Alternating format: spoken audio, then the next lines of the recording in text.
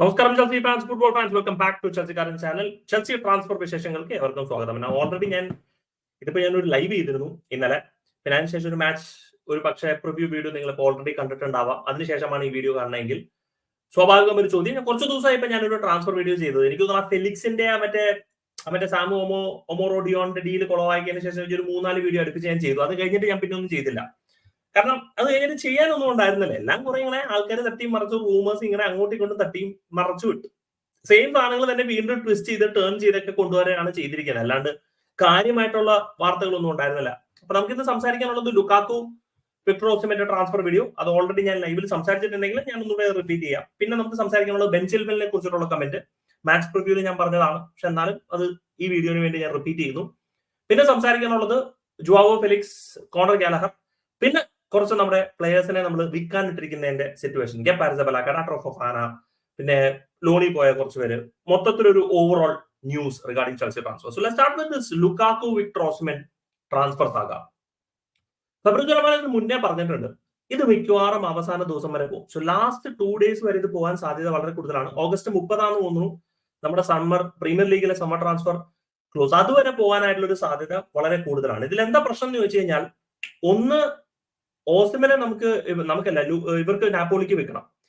Latest ന്യൂസിൽ Ramos unfortunately PSG കളിക്കുന്ന സമയത്ത് ഇഞ്ചേർഡ് ആയി. അപ്പൊ ഒരു 3 മാസം ആംഗിൾ ഇഞ്ചുറിയിൽ നിന്ന് പുറത്താവാൻ ചാൻസ് ഉണ്ട്. അപ്പൊ PSG ഒരു പുതിയ സ്ട്രൈക്കറിന്റെ പുറകെ പോകും എന്നുള്ള വാർത്തകൾ കേൾക്കുന്നു. എല്ലാവരും അത് ഓസിമനായിട്ട് അവർ ടാഗ് ചെയ്തു.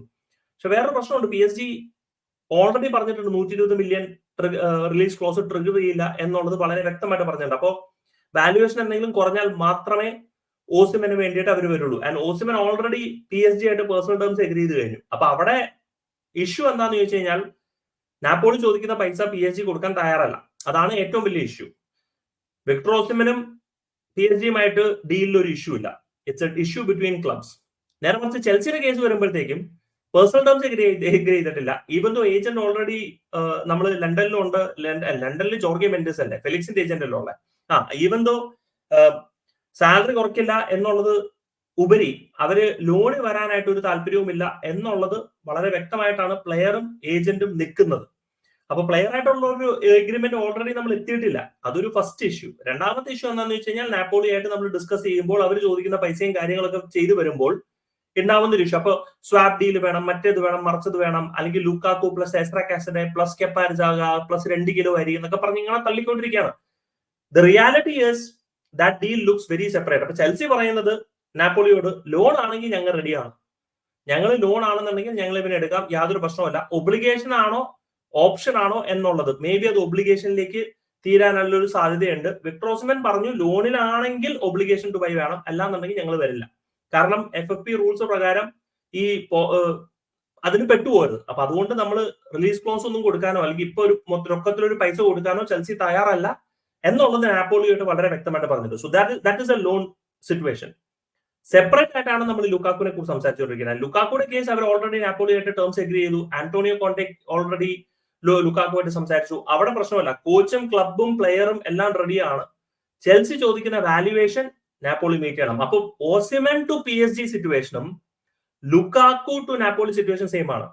ഓസിമൻ PSG-യിലേക്ക് പോകാത്ത കാരണം PSG നാപ്പോളി പറയുന്ന കാശ് കൊടുക്കാൻ തയ്യാറല്ല. ലുക്കാക്കു ഈ പറയുന്ന പോലെ നാപ്പോളിയിലേക്ക് പോകാൻ തയ്യാറല്ലാത്തതിന്റെ കാരണം ചെൽസി ചോദിക്കുന്ന കാശ് നാപ്പോളി തരാനായിട്ട് ഇതുവരെ തയ്യാറായിട്ടുമില്ല, അല്ലെങ്കിൽ അതിന്റെ ഒരു ഇൻഡിക്കേഷൻ ഇല്ല. എല്ലാം നിൽക്കുകയാണ്. അപ്പൊ ഇനി ഇത് എന്താവുന്നുള്ളത് വരുന്ന ദിവസങ്ങളിലെ നമുക്ക് അറിയാൻ പറ്റുള്ളൂ, എവിടെ എത്തുന്നുള്ളൂ. So we have to wait till the end. എന്തായാലും ലുക്കാക്കുവിനെ അൺലോഡ് ചെയ്യണം എന്നുള്ളത് വളരെ വളരെ ക്ലിയർ ആണ്. ഈ അതല്ലാന്നുണ്ടെങ്കിൽ അണ്ടർ ഡെവലപ്മെന്റ് സ്ക്വാഡിൽ ഇട്ട് ചിലപ്പോ ചെൽസി അവനായിട്ട് കളിപ്പിക്കുകയായിരിക്കും. പക്ഷെ അത്രയും വലിയ സാലറി ചെൽസി മേച്ചോണ്ട് കിടക്കും എന്നുള്ളത് അറിയാം. അപ്പൊ ഡോണ്ട് ബി സർപ്രൈസ്ഡ്. ലുക്കാക്കു വേറൊരു ലോൺ ഡീലിലേക്കും പോകാൻ സാധ്യതയുണ്ടോ അവസാന ദിവസങ്ങളിൽ, അതും സർപ്രൈസ് ആവരുത്. So it's A very tricky scenario. ആരാണ് ആദ്യം ഒന്ന് ചെറുതായിട്ട് തലകുനിച്ച് സംസാരിക്കുന്നത് എന്നുള്ളതിനെ നമ്മൾ വെയിറ്റ് ചെയ്യേണ്ടി വരും. സോ ലുക്കാക്കു ഓസിമൻ ഈ ട്രാൻസ്ഫർ വിൻഡോന്റെ അവസാനം വരെ നീണ്ടു നടക്കും. അതോടെ തന്നെ നമുക്ക് അടുത്തൊരു സാഗയാണ് ജുവാവോ ഫെലിക്സും കോണർ ഗാലഹറും. കോണർ ഗാലഹർ ഓൾറെഡി ചെൽസിയിലേക്ക് തിരിച്ചെത്തി. പുള്ളിക്കാരൻ ഇൻഡിവിജ്വൽ ട്രെയിനിങ് നടത്തിക്കൊണ്ടിരിക്കുകയാണ്. പാർട്ട് ഓഫ് ദ ടീം അല്ല. എൻസോ പെരസ്ക പോലും പ്രസ് കോൺഫറൻസിൽ പറഞ്ഞു he is not part of the team at the moment, he is training individually എന്നുള്ള രീതിയിൽ. പക്ഷെ പറയപ്പെടുന്നത് പോസിറ്റീവ് റൗണ്ട് ഓഫ് ടോക്സ്. ഇവിടെ ഡീല് നടക്കാൻ സാധ്യത കൂടുതലാണ്. കാരണം ഓൾറെഡി കോണർ ഗാലഹർ വിത്ത് അത്ലറ്റിക്കോ എല്ലാം കഴിഞ്ഞിരിക്കുകയാണ്. ഈവൻ മെഡിക്കലും പ്രസ് റിലീസും എല്ലാം കഴിഞ്ഞിരിക്കുകയാണ്. അവൻ അവിടെ ചെന്ന് പേപ്പർ സൈൻ ചെയ്താൽ that deal is pretty much done. João ഫെലിക്സിന്റെ കേസ് എന്താണെന്ന് വെച്ച് കഴിഞ്ഞാൽ അവൻ ചെൽസിയുടെ സാലറി സ്ട്രക്ചറിലേക്ക് വരാൻ താല്പര്യപ്പെട്ടു. അവന്റെ ഏജന്റ് ഓൾറെഡി ലണ്ടനിലുണ്ട്. അത് പേഴ്സണൽ ടേംസ് ഇപ്പോ ഒരു ഇഷ്യൂ അല്ല എന്നുള്ളതാണ് നമുക്കറിയാൻ കഴിഞ്ഞത്. ഇനി വരേണ്ടത് അത്ലറ്റിക്കോ മാഡ്രിഡിന്റെ വാല്യുവേഷൻ ജുവാവോ ഫെലിക്സിന് എന്താണോ ഇട്ടിരിക്കുന്നത് അത് നമ്മൾ മീറ്റ് ചെയ്യണം. അപ്പൊ അവര് 70 മില്യൺ 60 മില്യൺ എന്നൊക്കെ പറഞ്ഞ അവസാനം എന്താണോ വാല്യുവേഷനിൽ വരുന്ന ആ വാല്യുവേഷൻ മീറ്റ് ചെയ്ത് കഴിഞ്ഞാൽ this deal should happen. And പോരാത്തതിന് ചെൽസി ഒരു സ്ട്രക്ചർ ഓഫ് ദ ഡീലാണ് നോക്കുന്നത്. വാല്യുവേഷൻ മാത്രമല്ല, FFP റൂൾസ് പ്രകാരം അതിൽ പെടാണ്ടിരിക്കാൻ വേണ്ടിയിട്ടുള്ള സ്ട്രക്ചർ ഓഫ് ദ റൂൾസ്.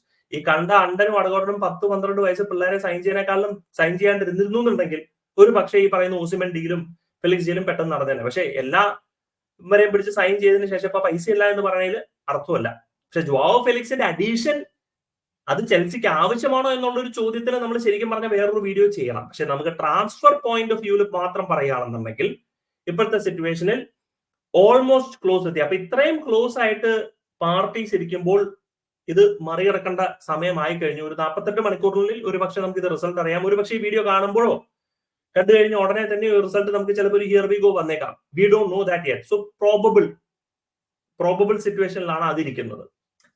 ഇനി ബെൻ ചിൽവെലിന്റെ കമന്റ്സിലേക്ക് വരാം. ബെൻ ചിൽവെലിന്റെ കമന്റ്സ് ഇസ് വെരി ഇൻട്രസ്റ്റിംഗ്. ഒരു കോച്ച് ഇത്രയ്ക്ക് ഓപ്പൺ ആയിട്ട് പറയപ്പെടുന്നത് ഞാൻ കേട്ടിട്ടില്ല. ബെൻ ചിൽവെലിന് സമയം വേണമെന്നുണ്ടെങ്കിൽ വേറെ എവിടെയെങ്കിലും പോയിട്ട് കളിക്കുന്നതായിരിക്കും നല്ലതെന്നുള്ളത് ഒരു ഓപ്പൺ കമന്റ്സ് എന്ന രീതിയിലാണ് മെറസ്ക പറഞ്ഞിരിക്കുന്നത്. അത് തന്റെ ശൈലിയിൽ താൻ സ്യൂട്ടബിൾ അല്ല എന്നുള്ള ഒരു വ്യക്തമായ ഒരു ഇൻഫർമേഷൻ. ഒരു കണക്കിന് അത് ഞാൻ വളരെ അപ്രിഷിയേറ്റ് ചെയ്യുന്ന ഒരു കോച്ചിൽ നിന്ന്. കാരണം കോച്ച് പറയണം താൻ തന്റെ ശൈലിയിൽ കളിക്കുന്നില്ല എന്നുണ്ടെങ്കിൽ ആ പ്ലെയറിന് അപ്പൊ തന്റെ ഫ്യൂച്ചറിനെ കുറിച്ച് തീരുമാനിക്കാനായിട്ടുള്ള ഒരു സമയം കിട്ടി.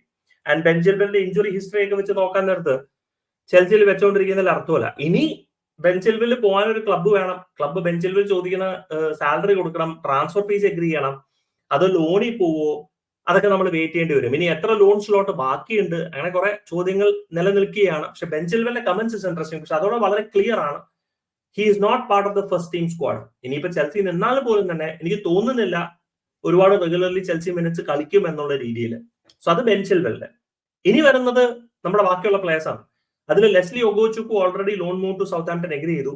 ആൻഡ്രസ് സാന്റോസ് ഓൾറെഡി സ്ട്രാസ്ബോർഗിലേക്ക് പോയി. ഡിയേഗോ മൊറേറയെ നമ്മൾ സ്ട്രാസ്ബോർഗിലേക്ക് വിറ്റു പെർമനന്റ് ഡീൽ ട്രാൻസ്ഫറിന് വേണ്ടിയായിട്ട്.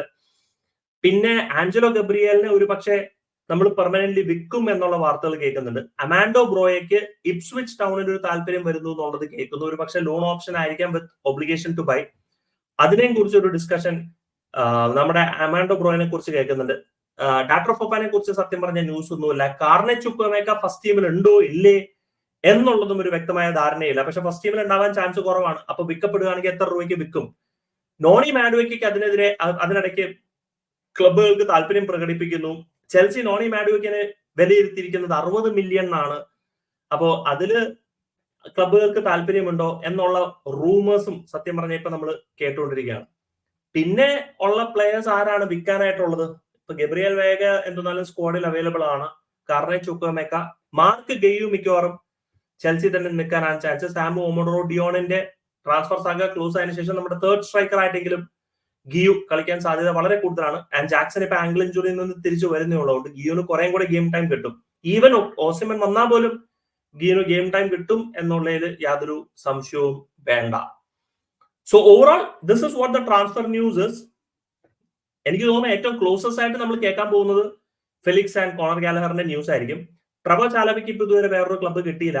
മാർക്ക് ഗെയ്യുവിനെ പുറകിൽ ന്യൂകാസിൽ പോയി അത് നടന്നില്ല എന്നുണ്ടെങ്കിൽ ഒരു പക്ഷെ ട്രെവോ ചാലബയുടെ പുറകിൽ ന്യൂകാസിൽ വരാനായിട്ടൊരു സാധ്യതയുണ്ട് എന്നുള്ള വാർത്തകൾ. അപ്പൊ കുറെ സാധ്യതകളും പൊട്ടൻഷ്യലും മാത്രമാണ് കേൾക്കുന്നത്. ഒന്നും കോൺക്രീറ്റ് ആയിട്ട് ഇതിലൊന്നും നടക്കുക അല്ലെങ്കിൽ കോൺക്രീറ്റ് ന്യൂസ് സത്യം പറഞ്ഞ ഒന്നും കേൾക്കുന്നില്ല. The only concrete news is between Conor Gallagher to Atletico Madrid and Joao Felix to Chelsea. ബാക്കി എല്ലാം റൂമേഴ്സും ഇതും.